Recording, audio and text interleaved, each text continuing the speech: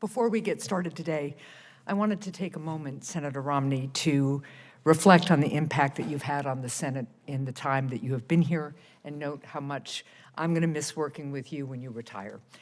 Ranking Member Romney has been an incredible partner both on this committee and in the important bipartisan legislation that the Senate has passed in the last few years. Senator Romney, your dedication to public service is clear, and people of Utah, Massachusetts, and the United States are better off due to your years in elected office. So thank you for your hard work. And there's more hard work to do, so I look forward to continuing our important work for the remainder of this Congress. With that, I'm going to say good afternoon to everybody and welcome our distinguished panel of witnesses.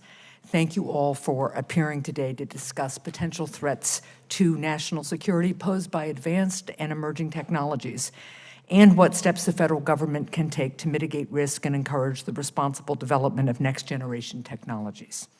I also want to thank Ranking Member Romney and his staff for working with us on this hearing and for our continued partnership to address emerging threats to the nation.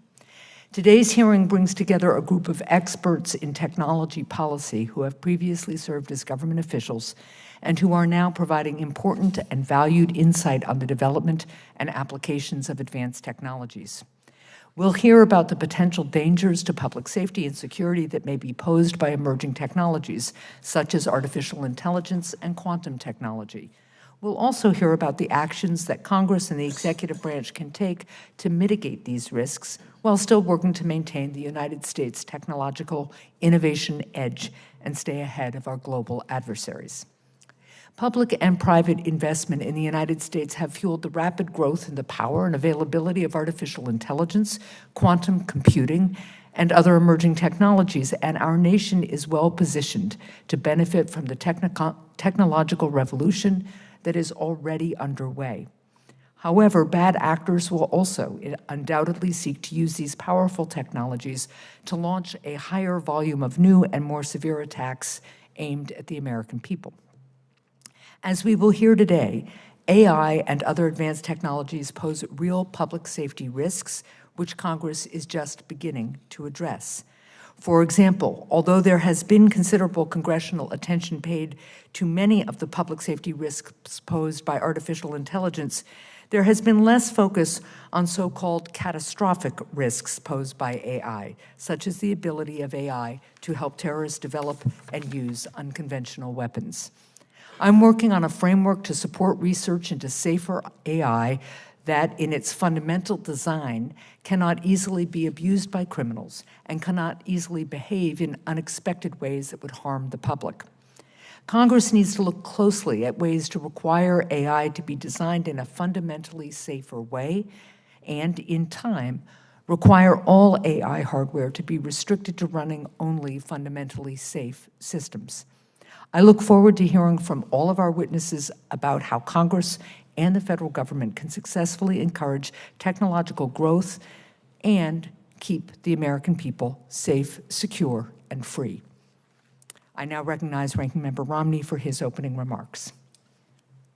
Thank you, Madam Chair, and I appreciate your willingness to hold this hearing, and I particularly appreciate the chance to speak with these three individuals.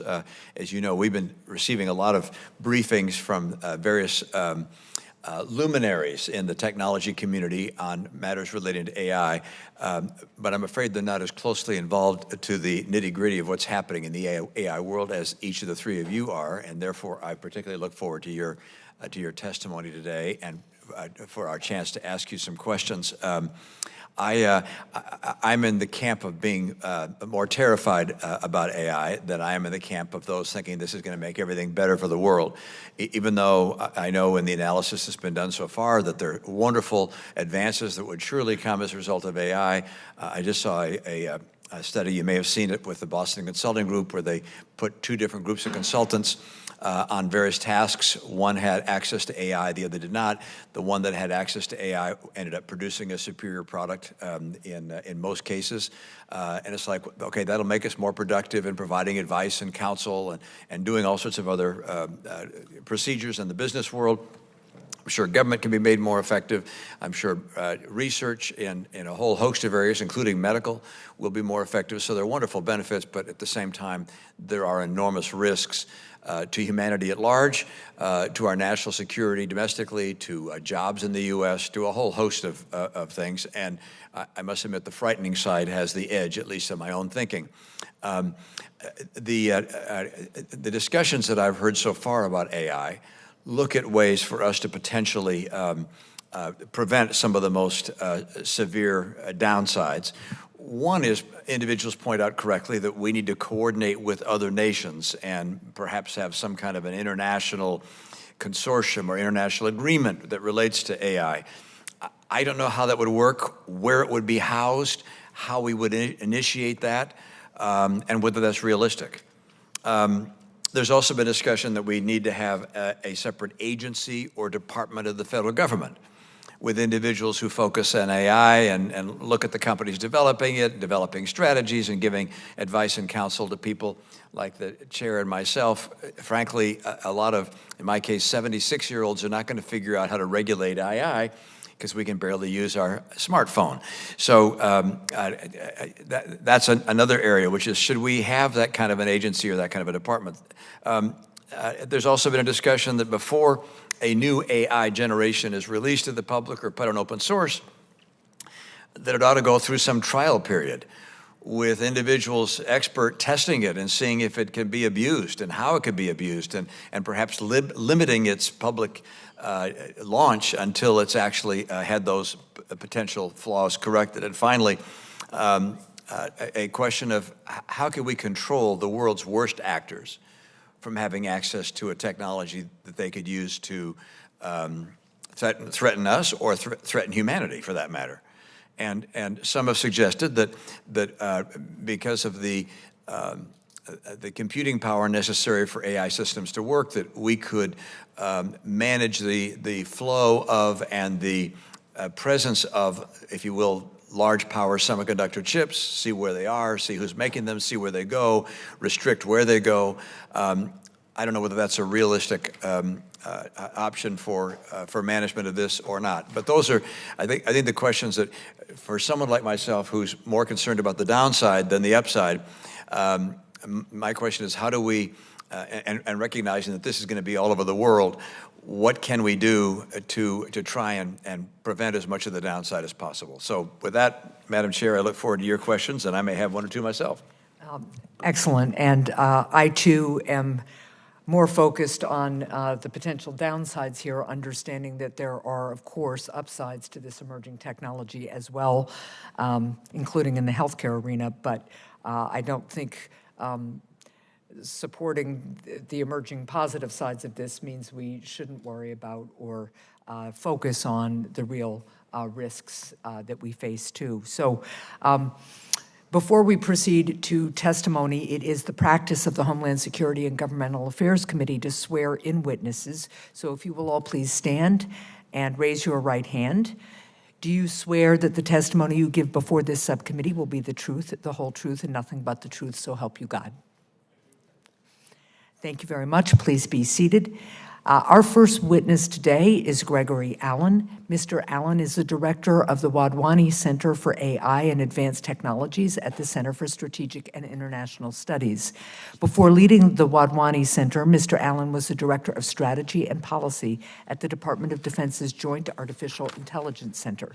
In this role, he helped develop the Defense Department's AI implementation policy, as well as its standards for AI governance and ethics.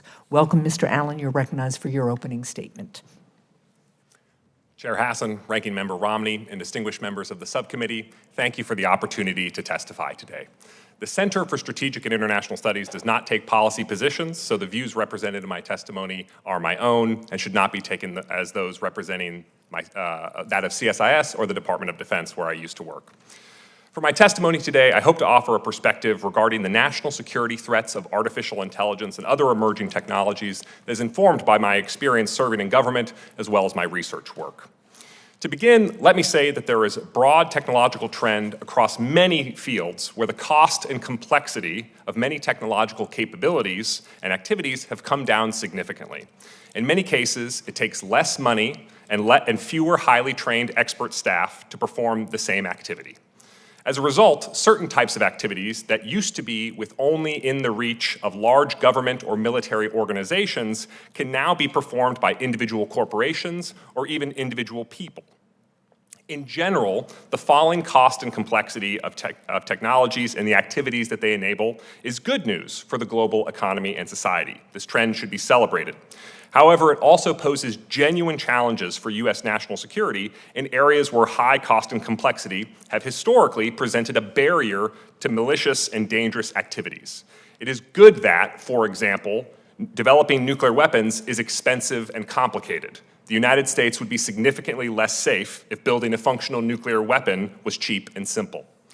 While nuclear weapons remain expensive and complicated, there are a number of areas where the cost and complexity of developing, acquiring, and employing national security relevant technologies is declining. In some important areas, this includes placing dangerous capabilities within the reach of non-state actors that will seek to use those capabilities to threaten the United States, as well as state actors who seek to do the same. I will focus on 3 of these capabilities today. The first is the reduced cost and complexity of weaponizing autonomous drones. The vast majority of non-state actors and terrorist groups throughout history have not had access to military air power for either airborne reconnaissance or for long-range precision strike.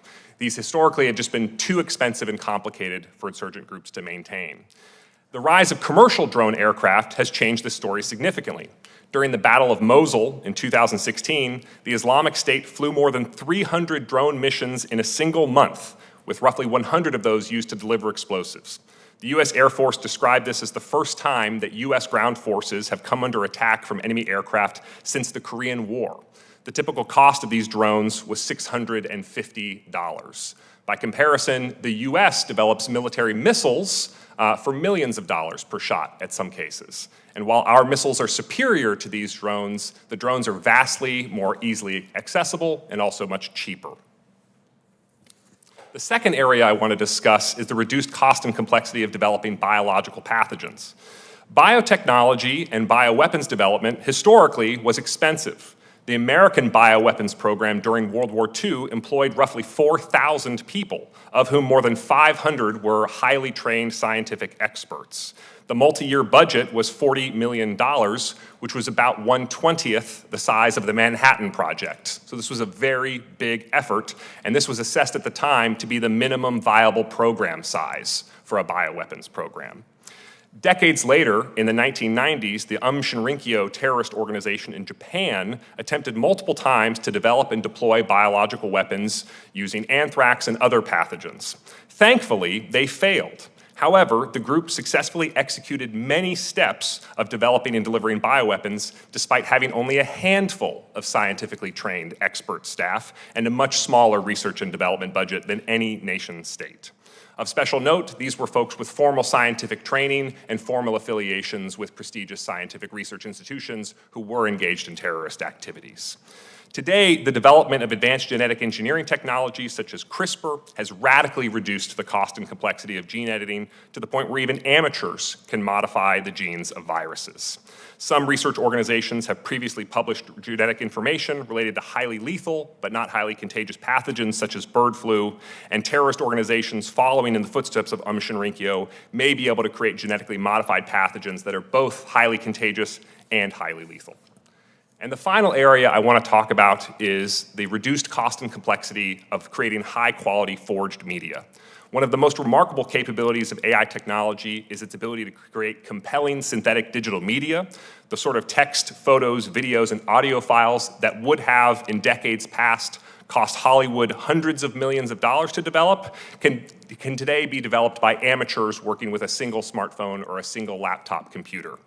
And during my time at the Department of Defense, my organization collaborated with DARPA on technical means to detect these deepfakes or other AI-enabled forgeries, but the quality and cost of producing these is radically exceeding our ability to detect them and our ability to intervene. And this is a legitimate threat to the U.S. information ecosystem and U.S. national security. and I look forward to discussing these issues with you today. Thank you. Thank you very much, Mr. Allen. Our next witness is Dr. Jeff Alstott. Dr. Alstott is a senior information scientist at the RAND Corporation, as well as an expert for the National Science Foundation. He has previously served in multiple national security roles in the federal government, including as Assistant Director for Technology Competition and Risks at the Office of Science and Technology Policy. He also served as the Director for Technology and National Security at the National Security Council. Welcome, Dr. Alstott. You are recognized for your opening statement. Chair Hassan, Ranking Member Romney, and members of the subcommittee, good afternoon, and thank you for the opportunity to testify. Progress in AI has advanced rapidly in recent years, leading to expanded debate among experts about its potential risks. Although AI has the potential to transform entire industries, it could also pose novel threats to national defense and homeland security. AI developers are racing to build increasingly advanced systems, and the drivers of AI progress, including algorithms, hardware, workforce, and investment, continue to advance.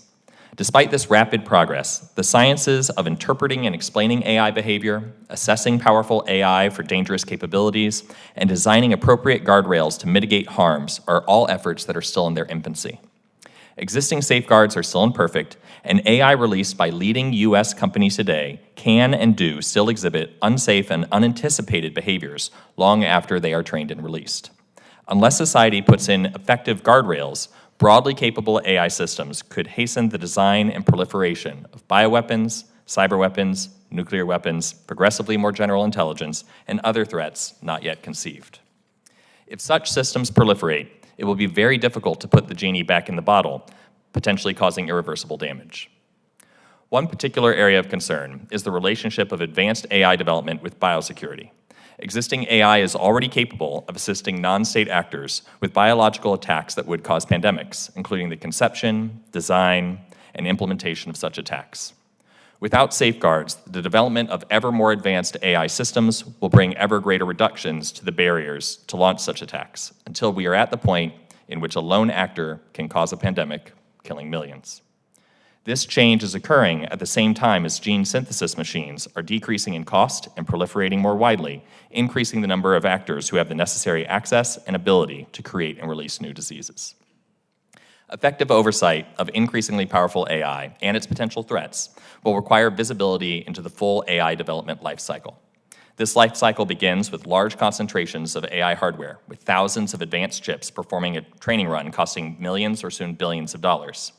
Once the AI is fully trained, it is made available to the public through a controlled internet interface or by being published online in its entirety, at which point proliferation essentially cannot be stopped.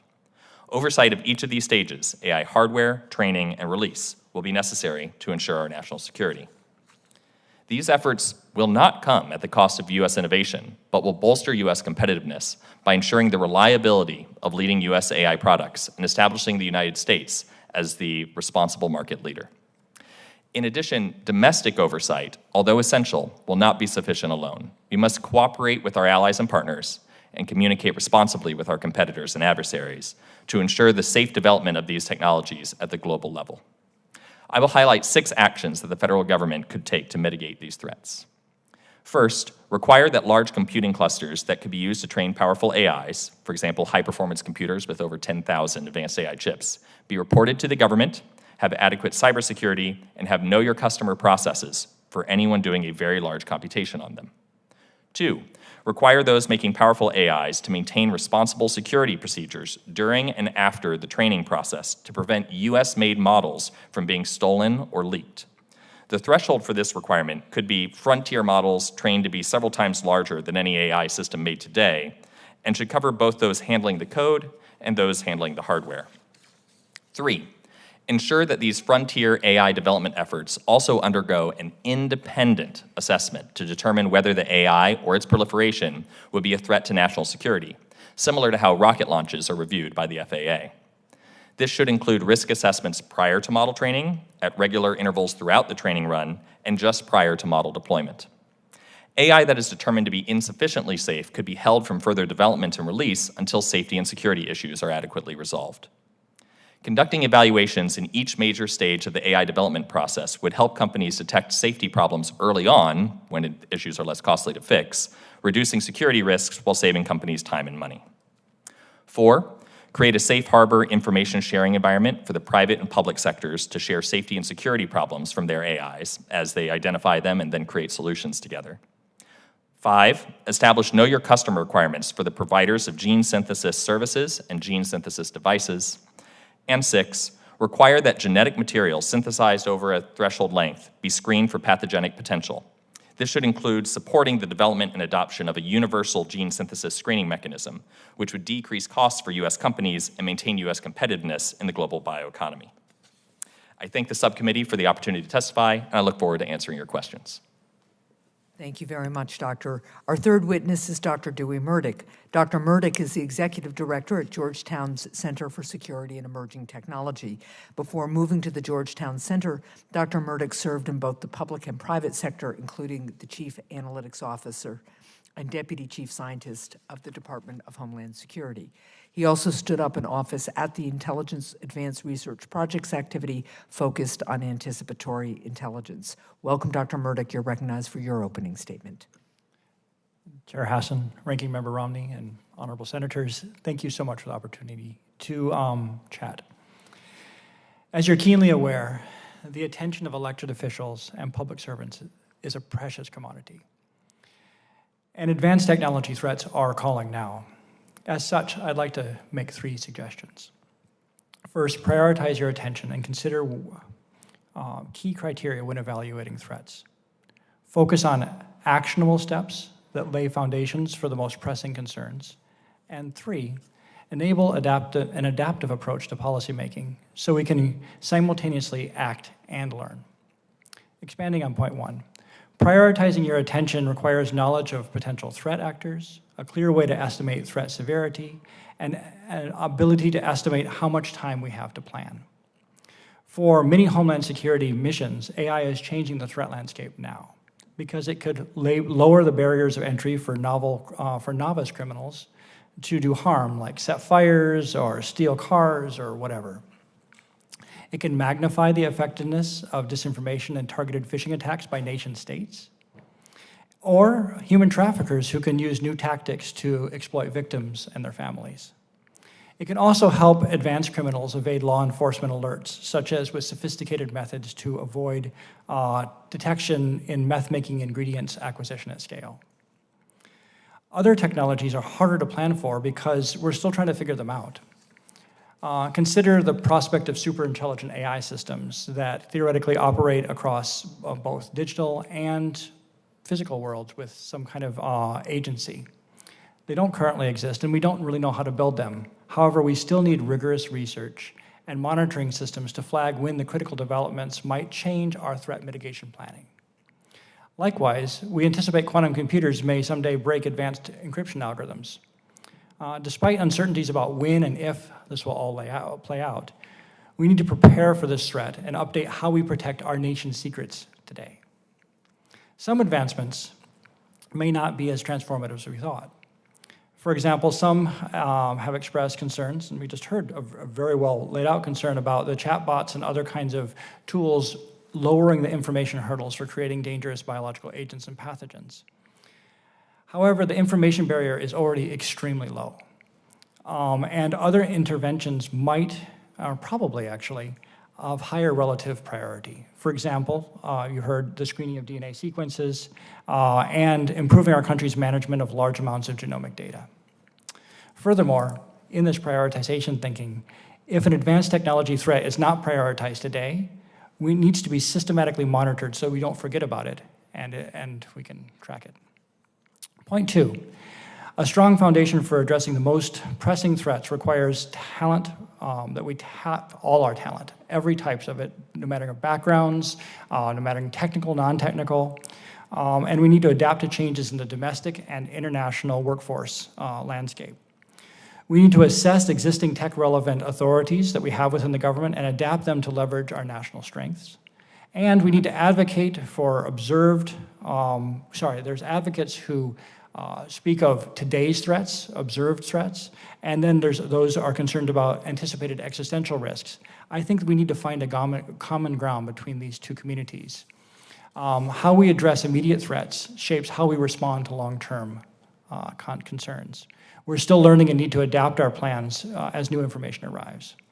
Gathering new information and potentially creating new bodies is something that we need to think about specifically for specific gaps. For AI, we need to actively gather information on AI harms through voluntary and mandatory incident reporting. We need to audit when we need to also enhance the quality and security of AI resources. We also need potentially new oversight organizations which can oversee where gaps are in existing sector-specific agencies, see where they're being applied, and be the first to deal with problems. In conclusion, my last point, our approach must be agile, adaptive, and ever vigilant to global shifts. Our policies and organizations need flexibility to gain these new insights. It's not just about immediate action, but a continuous cycle of small, informed steps backed by robust analytics that help us learn from new advancements and respond to what's working best. This is more than just tactical advice. It's a call to significantly bolster our analytic capabilities in the United States. With better data and an more effective monitoring system, we can make timely and informed decisions. This isn't just policy, it's a playbook for navigating the current and future tech age. Thank you. Thank you very much, all three, for such thoughtful testimony. I'm going to start with a round of questions and then go to Senator Romney. We may have other members in and out. There's a lot of activity in the Senate this afternoon, so we'll see if others join us for questioning. I'm going to start with a question to you, Dr. Alstott. At last week's AI forum here in the Senate, an AI researcher told senators that his team was able to get Meta's AI system to provide instructions for how to develop a biological weapon. According to the researcher, all it took was $800 and a few hours of work. This is an example of a jailbreak, which bad actors such as terrorists can use to evade the safeguards in AI systems. Is there risk of bad actors using AI to develop modified biological or chemical weapons? And how can we mitigate any public safety risks from these kinds of jailbreaks? Yes, there is a risk. We are in the process of identifying what the size of that risk is today. We know that the risk will increase over time. So at RAND, we are running an experiment along with colleagues of really doing the bake-off between teams that do and do not have today's AIs to see how quickly they can design a biological weapon. That experiment's not done, can't comment on the intermediate results. However, we know that as the technology continues to change, that the information barriers will continue to come down, and those have been the last barriers when it comes to biological weapons. Unlike, say, nuclear weapons, where once you know how to make a bomb, you still have to go get the fissile material, all of our cells are the factories for a pandemic. And so the fundamental physics of making an attack for a pandemic, as opposed to, say, anthrax or another form of bioweapon, is really not in our favor. And so protecting that sort of exquisite technical information that would enable a non-state actor to make such attacks is really critical for national security. And are there steps we can take to mitigate? So the first step, as Dr. Murdick described, is to have vigilance of what exactly are the threats that are coming in, characterize them at a technical level to be able to identify if a certain model, a certain AI, really would accelerate people.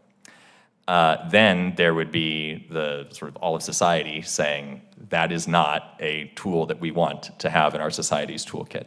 And so I spoke during my testimony about different mechanisms that government could employ to say, all right, these are the models that we're going to check to see whether or not there's a problem. And then if there is a problem, we can give a green light or a red light to saying whether or not that should go out.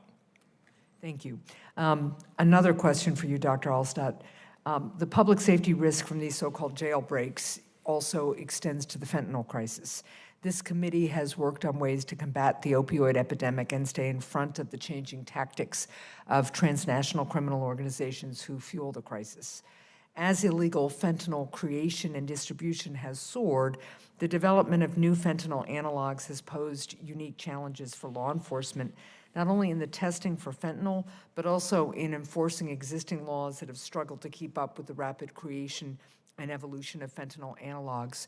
Can you comment on the risks posed by bad actors who could use AI to develop drug analogs that could potentially skirt existing laws and interdiction efforts?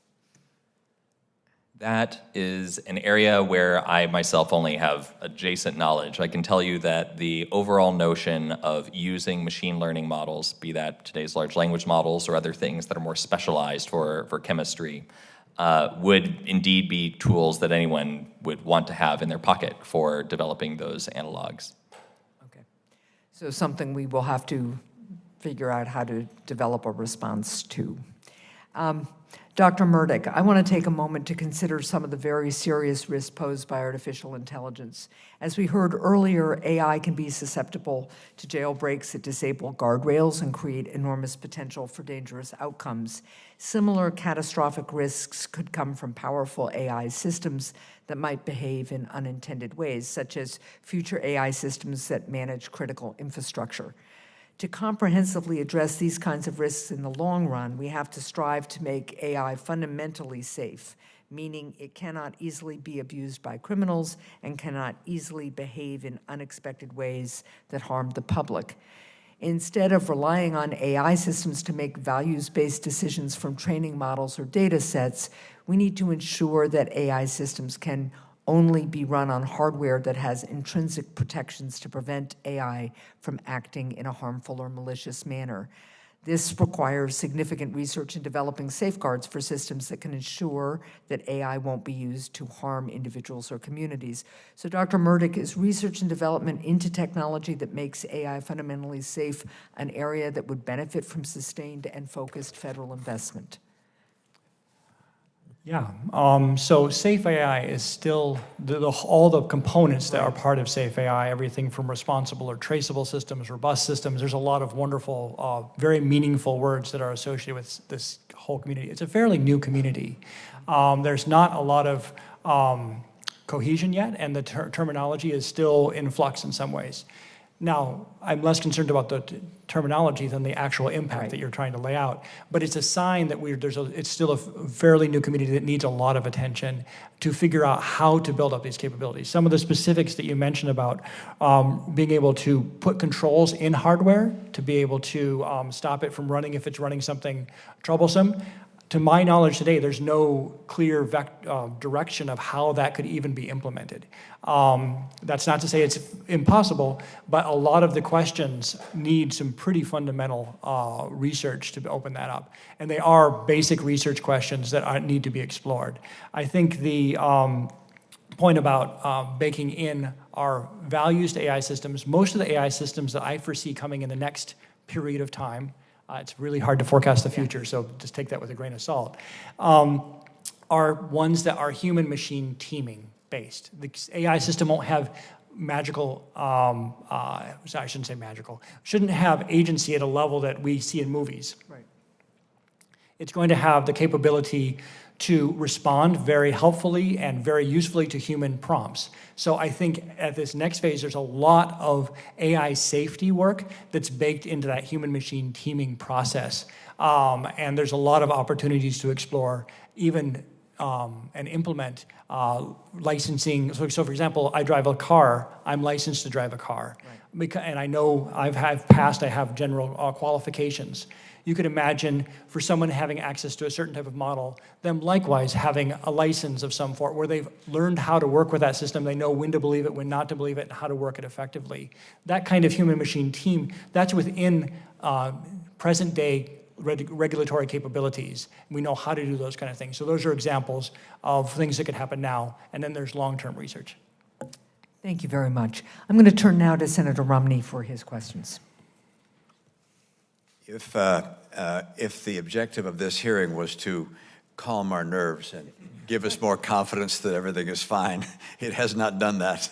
It has underscored the fright that exists in my soul that this is a very dangerous development And I realize it's not like overnight we clicked on a switch and now we have AI and we have machine learning. Before we didn't. We've been having machine learning, but it's now reached a level with generative AI that's in many respects quite different than what we've known in the past. And each of you have suggested some of the ways we might be able to safeguard against the worst kind of outcomes in the respective areas that have been described. The challenge that comes to mind is, one, as I listen to your recommendations, I understand about half. Maybe that is an overstatement, but in terms of, you described the various stages, we need to put safeguards here, safeguards there. I'm not sure I understand what the stages are. I don't know what's involved in them.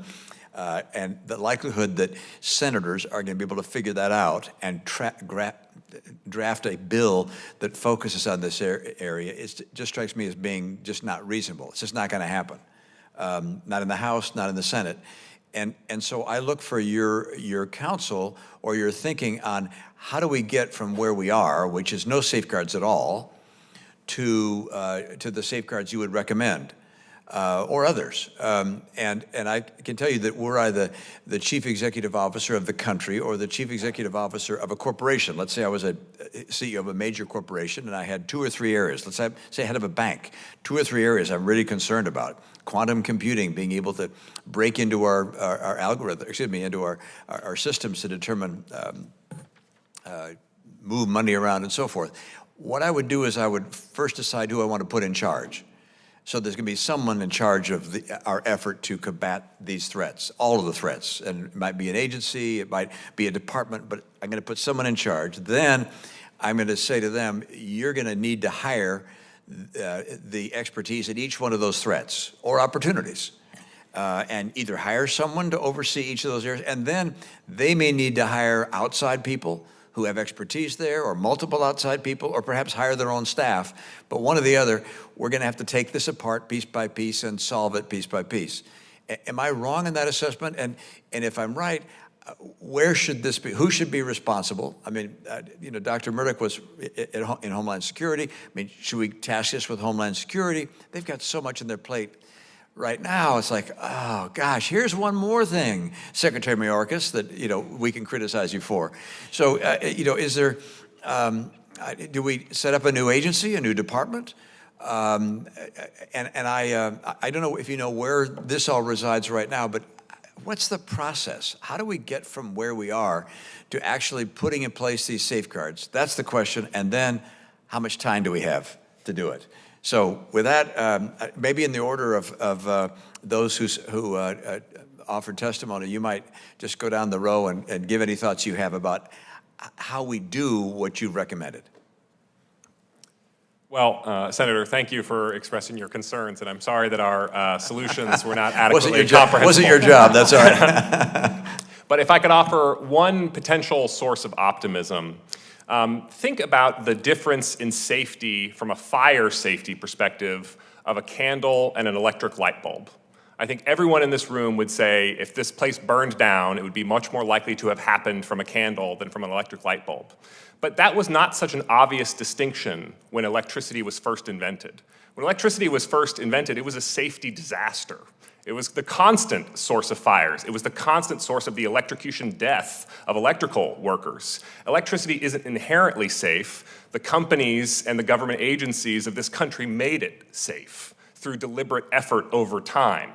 And AI right now is not inherently safe, but it's also not inherently dangerous. It will depend upon the work that we do in the coming years. And there is a lot of incredibly important work to be done. Now, one problem that you identified, which is the capacity of the government, you pointed out the capacity in the Senate to understand these issues. Jeff and I just got out of government not that long ago, and there was a dramatic shortage of AI talent on these issues. There is a significant shortage of biosecurity talent. That is not to mean that there are not smart, hardworking people on these issues, but if you were asking me to sort of design the program to address these problems and compare it against the current skill sets and numbers of individuals serving in government, we just don't have enough. And we must think of a program that would actually result in the outcomes that we want. So for example, my own prior organization, the Joint Artificial Intelligence Center, was given the authority, to have 100 civil servant or military personnel staff. But the result there was that military personnel were assigned to our organization. They may or may not have had prior understanding or expertise in AI, and there was not an existing program that they could be sent to sort of give them a crash course on AI. These are all structures that are going to have to be created to increase the bureaucratic capacity of the United States government. And that is some of the most important work that can be done. In terms of what can be done from a regulatory perspective, I would argue that we should think about the levers in the system where there might be a high return on investment. We want to make it hard for accidents to happen if they are catastrophic. We want to make it hard for malicious activity to happen. But we don't want to ban all of these good activities as well.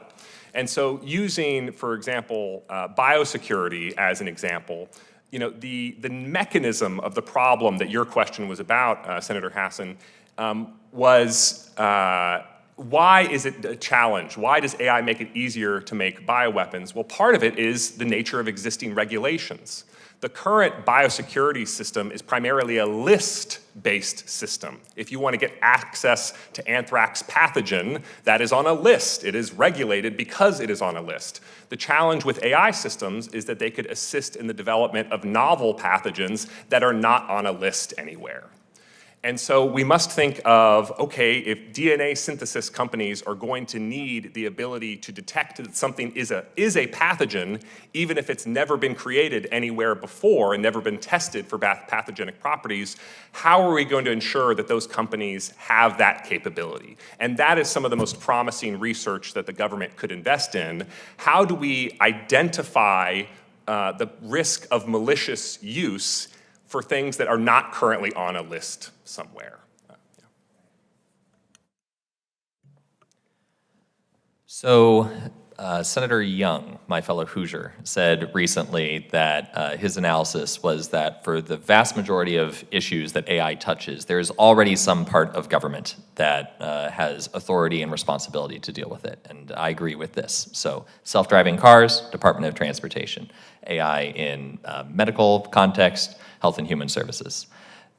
Most of AI can, in principle, be handled by the current setup of government, with a few exceptions. One is that if someone is making or deploying an AI that is predictably going to get millions of people killed, there is no part of government that has clear authorities and responsibility for addressing that. And so that needs to be created. There are several places that it would be logical to create it. An independent agency is one, DHS, which this committee works with, is another. There's also Department of Commerce, particularly the Bureau of Industry and Security. There's also DOE, which has a lot of existing relevant authorities that could synergize there. Wherever it is that the Congress chooses to put it, it needs to have the authorities to be able to say, this is a problem and we're not going to let that AI go out, needs to have the responsibility to understand this at a technical level. Thankfully, no part of government has to work alone. First, they have all the rest of government to work with, but also all of American society. So any part of government that has this responsibility should be trying to solve the talent problem by making friends, right? So whether they're working in government or working in industry, there are multiple mechanisms to reach technical experts. Thank you. Great. I think there's a few things. So the threats are overwhelming. And if you just focus on what could kill you, I do think it's a little paralyzing. But I do think there's a very clear set of actions that are necessary, that have been used before. And the first step is information gathering. Mandatory and voluntary incident reporting is an incredibly useful way, both within specific sectors and across, to be able to get evidence of what's breaking. It's unfortunate, but sometimes you need a little bit more oomph to actually get action, and having evidence of harm is really helpful in being able to do that. So I think information gathering is extremely important. Two, to strengthen that information gathering, we need to strengthen our auditing community. That could be at GAO, that could be private sector, that could be any civil society organization that has a concern. But strengthening, raising the bar of that auditing community, developing those skills. There's a bit of investment that could go there. There's a bit more standard, community development. There's a lot of things that could go in that space. Third, as Jeff was just mentioning, and we heard other times, there's a lot of agencies that have authorities that are very germane to the question at hand. FTC, FAA, and the alphabet soup that I will not repeat. But these are really important roles. And I think there's some tweaking. I think we first need to do a catalog of what authorities they have that are relevant to AI and figure out if they're adequate. Do they need small adjustments? If so, let's figure out how to do that to empower them. We have biological conventions and other things for certain kinds of, if there's actually a harm that's being engineered, we have agreements for across nations to be able to track some of these things. I'm not saying they're perfect, but we have those. We might want to look at them and see if there's some updates. I think there'd be will across nations to strengthen some of those ideas. So I've talked about info gathering, auditing, and some who of existing agencies. I do think if you start considering about future organizations, my thing has been new organizations. So starting up at IARPA and in the private sector and watching DHS start up, there's lessons learned there. So if you drop a ton of cash on a new organization, it's really easy to make mistakes. But just giving them a little bit and then forgetting about them and never increasing their budget is another problem. So I don't actually know how to do that, but I think there has to be some kind of mechanism where you stage funding and you expand it with some kind of very clear waypoints, and you don't just dump it in because it stresses out government officials to execute that money and do it all right, and their oversight is super high when you've got $1 billion in your pocket as opposed to a smaller amount. Anyway, so I think this is not my expertise, I just think you need to very carefully stage that growth because as we learn. Lastly, and I mentioned this over and over in my opening comments, so I won't belabor it now, but we need to learn. We need to set up agile systems to be able to pick up information and learn how to address and how to collect information from industry. We don't know really how to do that. What questions should we ask to understand the level of threat? How do we update that thinking? How do we continue that integration? How do we avoid regulatory capture by that process of just becoming too close to industry? These are things we don't know, but if we set it up to pick that up and gradually grow and learn, I think it's really important.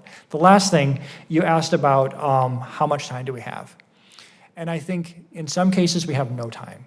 I mean, information gathering on harms that are happening today, every day we delay is less information we have. There's things like, Skynet in its super empowered, system of, working across physical and digital worlds. I think we got some time there. But I'm not trying to minimize that threat, but we need to start taking these very clear steps long before that. So I think to avoid getting overwhelmed, I think we need to think of it as a very staged process. Hopefully that's helpful. Well, thank you. That's a great overview, I think. And what I think I'll do now, I want to follow up with one or two questions and then turn to Senator Langford, and we will, again, go back and forth. And as Senator Romney was asking kind of this overall, okay, how do we begin to think about this from our perspective, which is how do we establish the capacity, and then what kind of authorities do we need? I want to try to focus in some of my questions on particular risks, just because I think one of the jobs of all of us moving forward is going to be to figure out how to prioritize what we work on first. So let me just start, Mr. Allen, another question to you. In Russia's war on Ukraine, we have seen unmanned aerial systems shape the battlefield and allow small military units or even individual soldiers to conduct aerial warfare. As the war has progressed, tutorials for utilizing civilian drones for military purposes have spread widely, and nearly anyone can now find directions for dropping explosives from a drone with just a quick online search. Additionally, more advanced drones have clear potential for dangerous use, such as an agricultural sprayer drone that could deliver a biochemical agent with virtually no additional modifications. Unmanned aerial systems are widely available in the United States and available to purchase at a relatively low price point. Mr. Allen, do you think that the federal government is investing enough in the technology needed to prepare for drone-based threats to the United States? Thank you for raising this question. It's an area that I spent a lot of time thinking about when I was in the Department of Defense. I'll say that good work on this issue is being done in both the Department of Defense and the Department of Homeland Security. But I would say the war in Ukraine sort of raises a new risk factor in this story, namely that countermeasures for drone-based warfare, and especially cheap commercial-based drones, is in the stocks of the U.S. Army. It is in the stocks of the Department of Homeland Security. But many of these countermeasures specifically target the communications link between the remote operator and the drone itself. And as this has become widespread practice in the war in Ukraine, both sides in that conflict are increasingly resorting to more autonomous systems that do not have a communications link between the operator and the aircraft itself. And so what this means is that many of the defenses that the United States and DHS in particular have been amassing will not work in specifically interrupting these types of threats. And so this is sort of a gap in our defensive capabilities, specifically within DHS. So while we have good measures in place for the remotely operated aircraft, I would say we need to do significantly more related to autonomous systems. Well, thank you. I'm going to ask one more question, this one to Dr. Murdick, because I'd like to turn now to a discussion of threats that may be posed by a different technology, which is quantum technology. Quantum and its impacts are farther down the road than some of the other technologies we've discussed today. However, the applications of quantum technology in the hands of our adversaries could pose a significant threat to national and homeland security. Much of the public discussion around quantum technology is centered on the need to protect sensitive and private information from quantum computers capable of breaking our current encryption standards. While Congress has begun to address this issue, there are still other threats from quantum technology that have received less public attention. For example, quantum sensors could be extremely effective at detecting even the smallest changes in the environment, rendering some stealth aircraft obsolete. So, Dr. Murdick, what can Congress do now to ensure that the federal government is planning for the risks posed by developments in quantum technology, especially quantum technologies that have gotten less attention, such as quantum sensors? Great. Just to firstly talk about quantum computing, I know that's kind of, but I do think that there is a very clear path. We don't know exactly when quantum computers will become a reality, but there's a very clear path for the post-quantum cryptography approach. I think this is extremely high priority. Yes, it might be 20 years before it's all in place, but it's going to take us a number of years to get these kind of quantum-resistant algorithms in place. So, sorry, that's just I wanted to say that because it's really important. Quantum sensors that detect gravitational field variance and other kinds of things are super interesting research. And even in quantum computing, there's some really nearer-term capabilities that are hybrids between quantum and classical computers that are super interesting. Now, they're mostly research toys right now, and I think even some of the quantum sensors, the noise that is part of our life is very, overwhelms most quantum things. And so a lot of research. So I still am in the camp that there is a lot of research to be done here. The thing that's helpful, though, is looking at that research from a threat perspective. Researchers typically don't do that. They're trying. Well, it depends on the grant language, right. But usually it's opportunity-based. Yeah. So I think employing the type of individuals who are actually tearing apart the technology, maybe not as the primary researcher, but analytically, and developing the waypoints of this stage of development would mean that this capability is now possible. By establishing those maps and those roadmaps, you get a lot of insight. Some of them, if possible, making them open is really helpful because it provides for a much more collective hive mind kind of criticism and optimism thinking. Sometimes threat people get really obsessed with threats, and that's all they can see. They don't actually see some of the other benefits. So I would suggest if there are opportunities to do more analysis and developing monitoring systems for watching these types of technologies, I think that's where we're at right now. due to some of the fundamental technical challenges. Thank you very much. Senator Langford, if you're ready with questions, I will turn it over to you. I am. Thank you. Thanks for holding the hearing. Obviously, we have a lot we have to be able to learn because we've got to figure out how to be able to not limit this technology, but to be able to manage its use. My question I've asked just about everybody, I want to be able to start with y'all. Define the phrase responsible AI for me, because everyone seems to throw around, well, we want to make sure we have responsible AI. But it's not a trick question. I'm really trying to figure out, how is that defined? What does that mean, responsible AI? How do we start to define that? Because we can't just throw that around. We've got to actually get a definition for what that means. So if anybody wants to jump in, again, not trying to have a trick question, we just got to be able to narrow that list. Ready, set, go.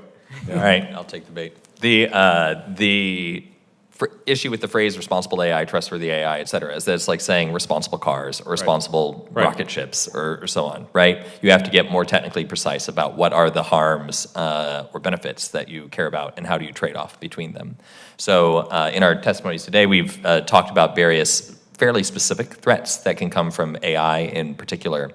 I use the analogy of the FAA approving rocket launches, and I think that this is particularly relevant. We don't have, responsible rocket launches as a thing within physics. We have the idea that we do not want the rocket to fall on people's houses, so we will only approve launches that point away from people's houses. Right. And so we don't want F-35s landing on their house either, but it's a whole different issue for the day. Exactly. So similarly, you can have these principles for AI. You can say that we are going to prioritize the largest national security and public safety threats, and that these are the sort of logical equivalents of point the AI away from people's houses before you launch it, please.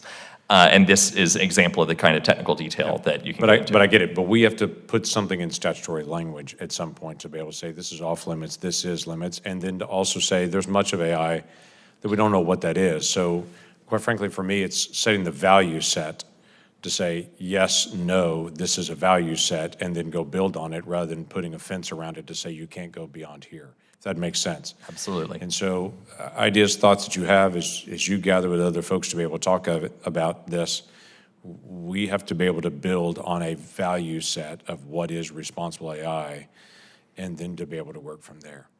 So I'm not looking for a final answer today, but I'm looking to spark a conversation that we've got to have in a larger community because that value piece is still not established for us. Does that make sense? But I'm glad to engage. Let me throw a dozen other things at you real quick. This whole concept of machine learning, obviously we've had a lot of questions that come at us because the government's the largest holder of data in many areas. And so everyone that's involved in AI right now is all coming to the government and saying, hey, would you give us this section of data? We'll protect private information, but we just need your data. Otherwise, we're harvesting this off the internet, and we want to be able to get your data for X. There's lots of issues that are unresolved, so for the federal government and for national security. So let me just give you one of them. If we're dealing with, let's say, port security, we obviously have done a lot of screening at TSA and a lot of port security. We have a lot of vehicles that we've scanned. All those different technologies are out there to be able to actually scan vehicles, scan people, scan for fentanyl, whatever it may be. If we're going to upload that data to any one of these private entities, the question then becomes, once we hand data over for machine learning, we've handed a lot of data over. Who owns that data? Where does that data go? How could that data actually be used? Could that then be resold for all that data to be able to go somewhere else? And if there's a problem with it, at the end that ends up being a national security issue, liability issues then start to be able to fall into it. You see what I'm talking about? I mean, this gets into the weeds of actual practical applications of how AI is used and how the interchange is happening right now on national security. Thoughts and ideas on that data, and when they actually come to the federal government, we're going to protect privacy as well. We constitutionally must and should. But how do you manage ownership of privacy, ownership of data, and private entities trying to be able to build some of this for national security? Since Jeff took the last one, I'll start here. Greg, feel free to jump in if you want otherwise. Just a connection between those two last questions I think is really interesting. Responsible AI, one of the most potent counter questions or companion questions that goes with it is, what are you going to do? What are you trying to accomplish? And that totally changes and clarifies a very nebulous question into something very specific, because policy implementation actually is what matters. And this concept of data governance, I think at the very high level is all about trust. We have to create structures that people trust. Trust in government is fairly low. I don't know if it's an all-time low, but it's, I don't know, somewhere around 25% of the population or something. Trust in corporations goes up and down and is generally pretty low.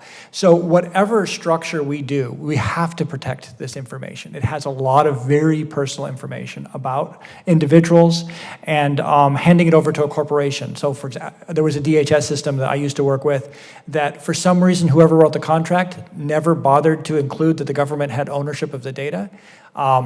Extracting data actually cost money every time. It was a horrible contract.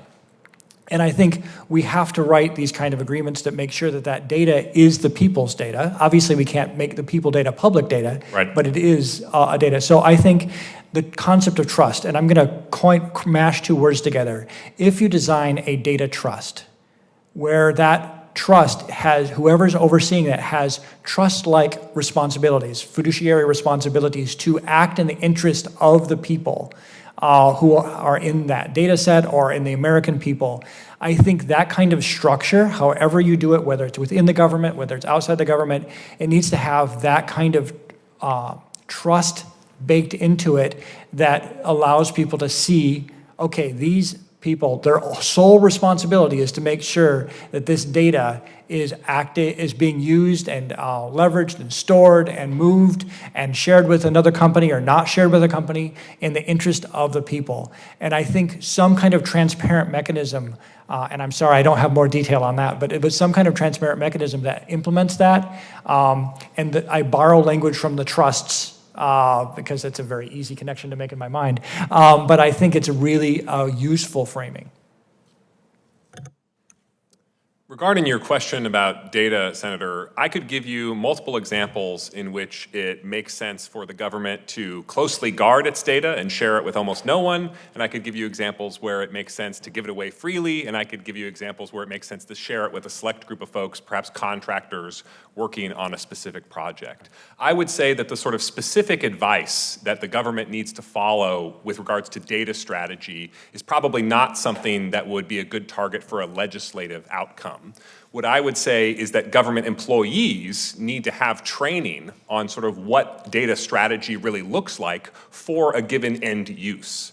So people who are writing acquisition contracts, for example, need to understand under what circumstances would it make sense for the government to retain the data as a proprietary asset, and under what circumstances might they want to release that under a license to a contractor, and so on. If you go to Silicon Valley and you talk to anybody in the corporate strategy departments of these various companies, and you ask them what is their data strategy, you will find many different companies pursuing many different types of data strategies, but all with very deliberate thought and reasoning for why they are sharing and when they are sharing and how it makes sense to their corporate bottom line. And my point is that the government bureaucracies need the flexibility and the expertise to make those same kind of decisions. This is a body that's not super excited about bureaucratic flexibility because that can be used in all kinds of different ways. I'm not going to speak for the other folks in the dais for me, but the concept of bureaucratic flexibility makes the hair on the back of my neck stand up because that can really go sideways in a hurry. Let me just give you just this thought on this, and I want to get out of the way because I don't want to occupy all the time. When data is released and a corporate entity then owns that data and is using that data for whatever it may be for that software, then they continue to be able to use that data for something else. Then someone else buys into the company or someone else also buys that resource on it. They have access to that data and all that has been gained from us. It doesn't take long at a national security level to be able to understand we've got a risk that gets involved based on if a Chinese subsidiary ends up buying into one of these companies or getting access to data. I have a great deal of trust for, picking up my cell phone and making a call, but I'm also keenly aware that my cell phone provider also provides that metadata out on the open market, and that if people can track me based on having enough data points to be able to personally identify my location. That's not my intent with it. And to be able to go back to determining what we're going to do with data based on the intent and what it was actually designed for. Facebook was designed for college students to speak to each other. That's what it was originally designed for, and that's certainly not what its full usage is. My concern on any of this, on how we're building systems is, how do we build a value set without restricting the technology, because the technology is the technology. but how do we build a value set? How do we engage in such a way to be able to protect national security data and systems, not knowing how a system will eventually be used or where that data will go in the days ahead? I want our screening to be better at the border. We have a lot of data on a lot of vehicles. We can make our screening better. But where else does that data go? How does that go? And what is the risk that we have to take with that? So I appreciate your mercy here, allowed me to go a couple minutes over on that. I appreciate that very much. Thank you. Senator Romney, do you have other questions? I took up more than my fair share already. Well, then I have about 3 or 4 more, and the last one, just to give you all a heads up, is really kind of a wrap-up. What didn't you get to talk about today, or are there things that one of you said or one of us said that you want to comment on? But let me start with a question about the use of advanced technologies by non-state actors. So this goes to all 3 of you. Here's a 2-part question about potential risks posed by the proliferation of advanced technologies. Because the first computers were complicated and expensive, only governments and large companies could use them, and we've already talked about that. However, today, hundreds of millions of people use their smartphones, tiny, powerful computers all across the world, and previously inaccessible technologies are becoming available to more and more people. This proliferation of technology has empowered terrorists and dangerous non-state actors, allowing them to create, for instance, cell phone triggers for roadside bombs, or use the internet to radicalize lone wolf attackers in faraway places. In short, dangerous groups have proved adept at adopting new technologies. So we've been discussing risks from developing and existing advanced technologies. So I'd like to start by asking, are there technologies that you believe are particularly prone to use by dangerous non-state actors that we haven't discussed yet or we should discuss further? And second, does the federal government have the resources and necessary expertise to successfully counter these threats? And I'll start with you, Mr. Allen. Thank you. The technology capability that I'd like to dwell upon that we did not spend a great deal of time on in today's session relates to deepfakes. So this is the use of AI to generate synthetic media that is extremely realistic and compelling. And my point here is that the tools for this have really brought down the cost of creating high-quality things. If you look at a deepfake that I could create on my laptop using an open-source software package, it is superior to Hollywood movies that spent hundreds of millions of dollars on their CGI budgets 20 years ago. And so this is really coming really strong. And I would say that even though the politically motivated deepfake attacks that we've seen so far have been clumsy, so for example, Russia's release of a deepfake where President Zelensky of Ukraine surrendered and stated that all his forces should lay down their arms. This was a really low-quality deepfake that was clumsily executed. But I draw almost no comfort from that fact because we should expect malicious actors to grow in sophistication and we should expect the tools to grow in sophistication. And think about, for example, the 2015 attempted coup in Turkey. The specific turning point in that coup was when the Turkish president did an interview on live television holding up his iPhone to the camera to do a FaceTime interview in which he called upon the people of Turkey to go out into the streets and protest the military takeover. My point is that the right media deployed at the right political moment can have transformative consequences. And just because Russia is bad at it today, just because China is bad at it today, doesn't mean they'll be bad at it 2 years from now. And we should expect them to be thinking long and hard about how to pull off these types of attacks. So the intervention that I think it could be useful in this regard relates to the tools for deepfake creation. So right now, I am technically qualified to download a package of software to create deepfakes. I am not technically qualified to create that package of software. And so if the United States government were, for example, to require that the makers of this type of software embed characteristics in the media files that allow them under technical analysis to be revealed as AI-enabled forgeries, this would raise the cost and complexity of executing these types of forged media political interventions. And as I said before, our goal is not to, make everything impossible, but our goal is to make malicious activity more difficult and more complicated while allowing deepfakes for Hollywood movies or other types of entertainment applications to proceed.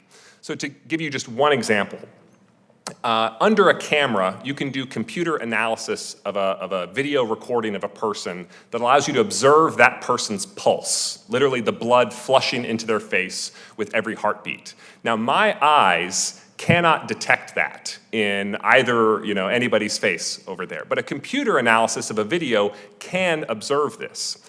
And so my point is, if we were to prohibit, for example, deepfake video from replicating this blood flush phenomenon, then there would be something where, for an entertainment application, it's indistinguishable to the human eye, but under technical analysis, it reveals itself as an AI-generated forgery.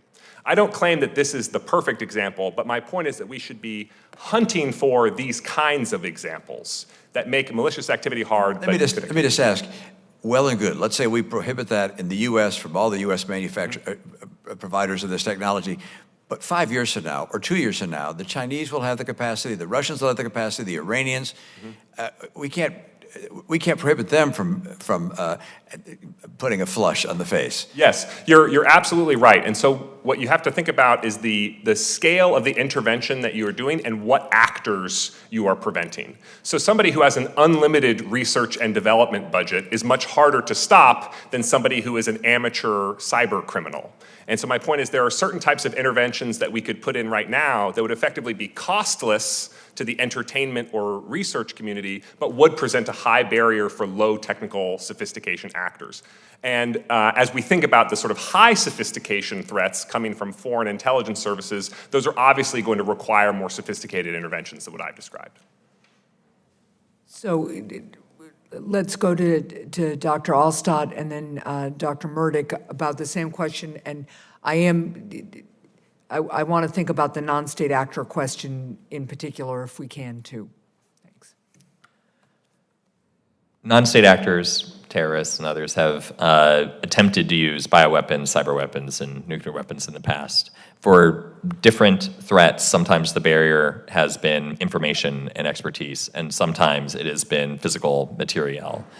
Over the decades, we've unfortunately seen multiple instances of non-state actors attempt to use bioweapons that really have strategic scale to them. Fortunately, they have never succeeded.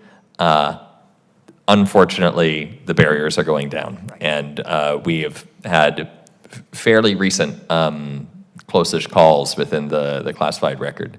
So this is a place that I would direct the majority of my attention because of the low barriers on the physical side. However, cyber weapons, nuclear weapons are two obvious cases in which a non-state actor could cause a great deal of trouble, but there are other threats not yet conceived, right? So what we need to make sure exists is a function that is able to identify these threats as they are coming in and as they are identified, right? So that if we identify that, AI will help a non-state actor use some category of weapon that we're not even talking about today, that we are able to move to address that problem at a faster OODA loop than we are today. Thank you. Dr. Murdick? Yeah, so you've heard it said that necessity is the mother of invention, and I think for non-state actors, they're running generally on fairly small budgets, and they want to get more resources, they need to get information out, they need to get recruits, they need to get disruption, whatever their mission is. So I think in the space where there is more tools available, there's a lot of creativity that's going to be coming out. And I think from my perspective, is there one concern that I'm most, there's some great examples here. I do think cybersecurity, especially the attack surface has increased. Because of the number of information systems that we're using. And for example, AI itself is all mediated through through computer systems. So now you've just increased a more attack surface. So you're disruptive, you're people with your bent forks that can do weird things to systems is where I think you're going to see your type of threats. And I think cybersecurity is just where a lot of those threats will be realized, particularly in the disruptive goal. So if we are looking at where to invest in talent and resources, that would be one of the areas that you would start with, assuming that as talented and good as a lot of the people we have are, we don't have enough given this landscape. And the neat thing about this area is it doesn't just require your most technical PhD individuals, the people who are most skilled with the bent forks, pardon me, I don't know where that analogy came from, but are your people who are living in the applied world. Right. And so it's a class of talent that we really need to leverage that many people would call non-technical talent. Okay, well, a couple of more questions, and bear with me, because Senator Romney, you were getting at the state actors, the China and Russia and the technologies. So to Mr. Allen, I want to follow up a little bit, because as China, Russia, and other foreign adversaries look to develop their own advanced technologies or versions of them, it's really important that we're going to be able, as the United States, to take steps to protect our intellectual property and technological edge. In the spring, the Biden administration announced new controls to prevent the exportation of certain advanced semiconductor manufacturing equipment to China. This is an important step that will hopefully slow down Chinese development of the types of chips needed to produce powerful artificial intelligence systems. However, these controls would have been far less effective if the Dutch and Japanese had not also added export limits for similar technologies because of their roles as market leaders alongside the United States. So can you speak to the importance of multilateral cooperation in slowing the proliferation of advanced technologies to our adversaries? Thank you. And I think you made the exact right point about the need for multilateral cooperation on this issue. The technological competition that we face with China is extremely different than that with the Soviet Union and the Cold War, both because of the depth of our trading relationship with China and also because, on a relative basis, the United States economy is smaller in global terms. Right after World War II, we alone were more than 50% of global GDP, and that is not the case today. There are a lot of other places in the world that possess extraordinary technological capability that is relevant to great power competition, including that with China. So the October 7th export controls that the Biden administration adopted to restrict the sale of advanced AI chips and advanced AI chip-making equipment to China, I believe was one of the two most important decisions the Biden administration made in foreign policy last year. Other than Russia's war in Ukraine, that was probably the most important thing that happened. It really did fundamentally change our relationship with China for a long period of time. I would say the challenge is that export controls are not a foolproof solution. One Chinese company, YMTC, which is a memory chip producing company, reportedly in 2021 had 800 people employed full-time for more than 2 years trying to develop alternatives to American technology in order to avoid export controls. The entire U.S. Export Control Agency is only 300 people. And actually, in inflation-adjusted terms, their budget is headed for a cut this year. So just after the United States federal government put export controls at the center of U.S. foreign policy, both in our response to Russia's invasion of Ukraine and also in our artificial intelligence competition with China, we are actually degrading our own ability to enforce these export controls and to assess where export control restrictions would have our intended consequences. And I think that is a grave error on the part of the United States government. Well, thank you. One more question, if you've got the patience for it, to Senator Romney, and then the wrap-up question that I talked about. To Dr. Alstott, as research institutions, private companies, and nations rapidly develop artificial intelligences of increasing power, the severity of the risks associated with these systems also increases. So earlier, I asked a question and we talked about the utility of AI to dangerous non-state actors, but this risk could be mitigated by developing AI that can't take harmful actions in the first place. So as we develop powerful artificial intelligence and it becomes even more integrated into our daily lives, I think there need to be safeguards that protect the lives of Americans. What specific research questions do we need to ask and have answered to develop AI that is fundamentally safer and either cannot be exploited or at least is much harder to exploit for dangerous uses? So there are a variety of technical bets out there, and different technical experts have different takes on this. However, an example of a particular technical direction that has broad buy-in is about the interpretability of what is going on inside the AI. Mechanistic interpretability is a particular term of art these days. And this is very much like doing neuroscience, except on an AI, where you are able to look inside the AI as it is doing things and understand how its concepts are represented, how the concepts interact, how it makes decisions, how it does planning, and so on, which is exactly the sort of view that you need in order to make strong claims about what this AI will and will not do under different circumstances. Now, I am a lapsed neuroscientist myself, so I can tell you that neuroscience is pretty hard, but this should be easier in the case of AI because we have visibility into the internals of the AI. We don't have to do surgery on it. No skulls need to be cut, et cetera. So this is an example of just one technique. This technique and many other techniques have a sort of fundamental strategic issue with them, which is that it needs to be the case for them that as the AI is increasing in complexity and power, that your safety techniques keep up. So if it is lagging behind, this will not work over the long term. You need your interpretability or whatever techniques you like to be matching or exceeding as the AI grows in power and complexity. Thank you for that. That's helpful. So we have discussed a pretty broad range of topics. I have found it very, very helpful.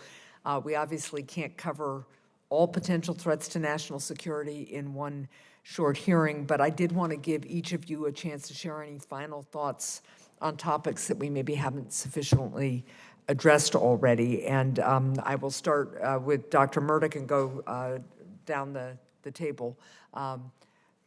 Thank you all for being here. And Dr. Murdick, any final thoughts? I've really appreciated this conversation. It's such a rich discussion. Just very briefly, three things that I don't think we talked much about. This first one is relevant to your last question, soft reliability. Procedural changes have had huge impact in how systems are deployed. And a Senate body can't respond to everything directly, but by figuring out soft reliability questions, I think there's a huge opportunity to change the landscape of innovation and the threat space, because you get lots of people empowered to start to adjust the landscape. Secondly, talent, I think, is so important. We didn't talk about it a lot. I just think it's extremely important for AI literacy, for STEM talent, for non-technical talent. It's going to take all of us to be able to do this, and making it clear that you don't have to be a PhD in whatever to be participating in this discussion is extremely important. And then lastly, whatever we design, ultimately, the apparatus is to protect us. There's a desire, because we want to stop everything, to start with a complex system, but only in Greek mythology do complex systems spring into existence. I think we have to start with very simple systems that work, have a very clear mission, and then they get expanded in a very judicious way. And so I think we've got to resist the urge to try to solve all values-based questions and get very, very focused ones and then build from there. That way we'll get complex systems that work. Thank you. Dr. Alstott. So I second the idea of having a clear mission. As I said earlier, we do not currently have a function within government that has clear authorities and responsibilities on the issue of broadly capable AI and the threats that it could pose. And as Senator Langford was describing, this is in part a values question of what are the things that we need a bureaucracy empowered to address. And the virtue of the United States is that we have a lot of diversity in values, which I at least personally enjoy. But one thing that there is a lot of agreement on is national security and public safety. So that seems like a top candidate for a place that a clear mission could start. Possibly other things could also be included, but this would seem to be a place that there'd be a lot of agreement. Thank you. Mr. Allen. Well, thank you so much for the opportunity to testify today, and I think my closing remarks will principally be an apology to Senator Romney, because you asked a bunch of questions that I feel like we didn't quite answer, and so I'm going to use my closing remarks to do my best to answer them. So you had asked sort of, do we need an international consortium? Is that realistic, or how do we control the world's worst actors? Before I answer those, I want to just talk about what I view as the problem that we are trying to solve. And it is split into two areas vis-a-vis AI. When I was working in the United States Department of Defense, we were principally focused on application-specific AI. So these are machine learning systems, and they learn from data. So if you want to generate an AI system that can recognize cats, you need a bunch of pictures of cats. And if you want to generate an AI system that can recognize military vehicles from satellite imagery, you need a lot of satellite images. So these are application-specific AI systems. And I believe the existing United States regulatory framework is pretty good at handling application-specific AI systems. And what I've just described is really the AI revolution from the years 2012 to around 2020 or 2022. And the challenge that we have now is there are these increasingly general AI systems. If you talk to ChatGPT, it will give you advice for how to design a nuclear submarine, and it will give you medical advice, and it will give you financial advice. These are no longer application-specific systems because the training data isn't a large library of cats. The training data is almost the entire internet. And so it is such a general system that it is not a good fit for the existing regulatory structure, or at least in some instances, it is not a good fit for the regulatory structure. The second challenge we have is that these systems continue to get better at an exponential rate. I'm sure both of you are familiar with Moore's Law, which is the phenomenon that computers get twice as fast for the same price, or perhaps even a lesser price, every 2 years. What that means is that in 20 years, AI systems will not be 20 times better, they will be 1,000 times better. And that's if they proceed at the Moore's Law pace. Over the past 10 years, AI research has radically exceeded the pace of Moore's Law in terms of the pace of technological progress.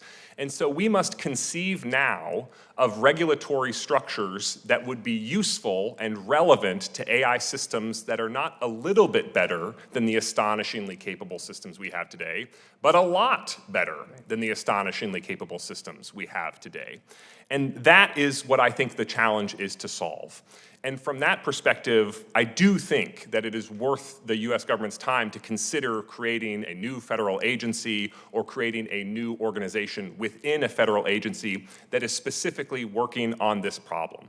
I have literally, just recently hired staff to come up with the sort of detailed proposal on this issue, and so I would hesitate to give you a detailed proposal today, but that is what I view as the problem that demands some kind of new type of action.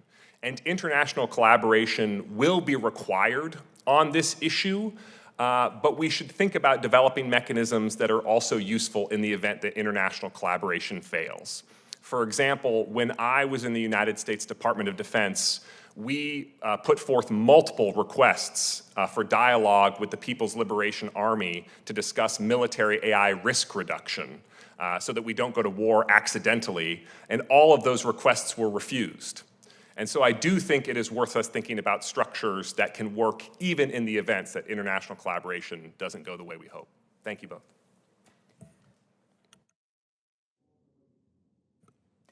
Thank you all three for really not only excellent testimony, but sharing your expertise with us so thoughtfully and so broadly. Again, just to thank you, too, for what you've already contributed to our nation's security. We really, really appreciate it. So I look forward to continuing this conversation with my colleagues and my constituents, and I know that you gave us a lot of ideas. You gave us some new problems to try to solve, but I look forward to continuing the work with all of you and with my colleagues. The hearing record will remain open for 15 days until 5 p.m. on October 4th for submissions of statements and questions for the record, and the hearing's now adjourned.